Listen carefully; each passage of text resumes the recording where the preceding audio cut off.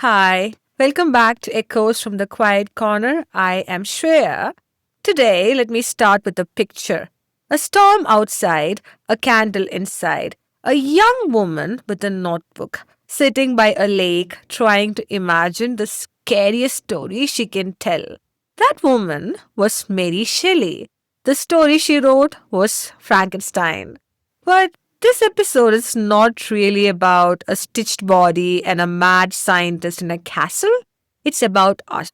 Because today we are all a little bit like Victor Frankenstein, I would say, building powerful new creatures out of code and data, then pushing run and hoping the world will be kind. In this episode, I want to explore two sides of artificial intelligence through the lens of Frankenstein, the dream of creation and the terror of losing control. And somewhere in between, the oldest question in the book, when we make something powerful, are we its master or its parent? Because the real horror in Frankenstein is not that something unnatural is created, it's that what is created is abandoned. So Victor Frankenstein spends years chasing a dream to outsmart death. So many people are doing that today. To assemble life from scraps, he robs graves, stitches bodies, studies electricity. At last, the experiment works. The creature moves, an eye opens. And in the very moment he succeeds, Victor cannot bear what he has made. He doesn't talk to it. He doesn't teach it. He doesn't even give it a name. He just walks away. So the creature wakes up like a newborn in a grown body, cold, confused, and alone. It doesn't know who it is, where it is, or why it exists.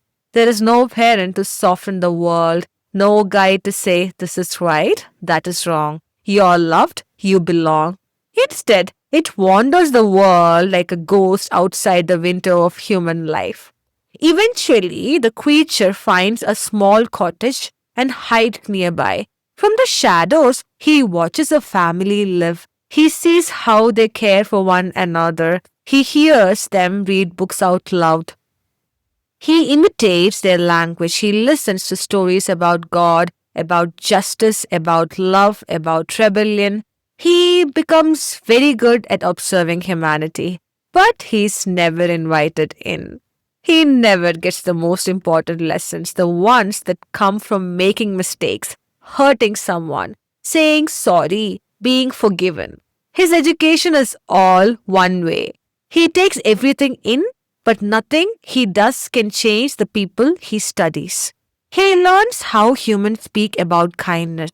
He never gets to practice being treated kindly. So, when he finally steps out of hiding and tries to introduce himself, the reaction is pure terror. They scream, they chase him away. To them, he's not a student, he's a monster. And something in him breaks. He now has language for pain, injustice, and anger, but no healthy way to use it. He knows the words for morality, but has never been included in a moral community. Information without formation curdles into rage. The creature is not born a villain, he becomes one in the gap between observation and belonging. Now, think about how we train many of today's artificial intelligence systems. We feed them oceans of text, books, chats, code, news, social media.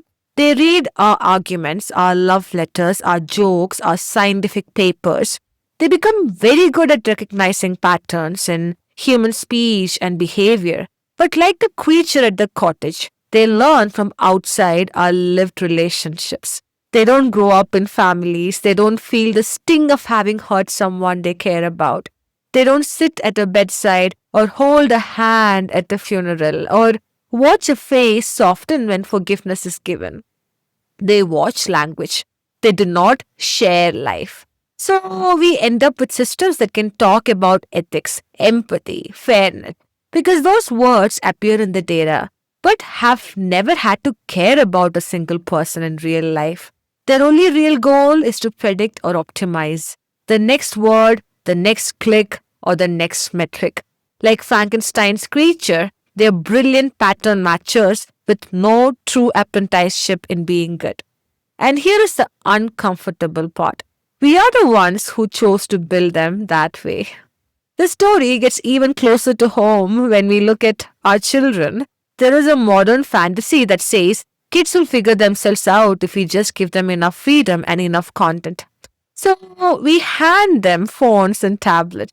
We let recommendation systems decide what they see, what's the next video, right? Influencers, outrage, conspiracies, beauty standards, political wars. It feels like choice. It feels like endless options. But the system has its own quiet rule. Keep them watching. If a child spends hours wandering these digital corridors without a caring adult beside them, who is raising them? Not a parent, not a teacher, not a community that loves them, but a set of algorithms designed to hold attention.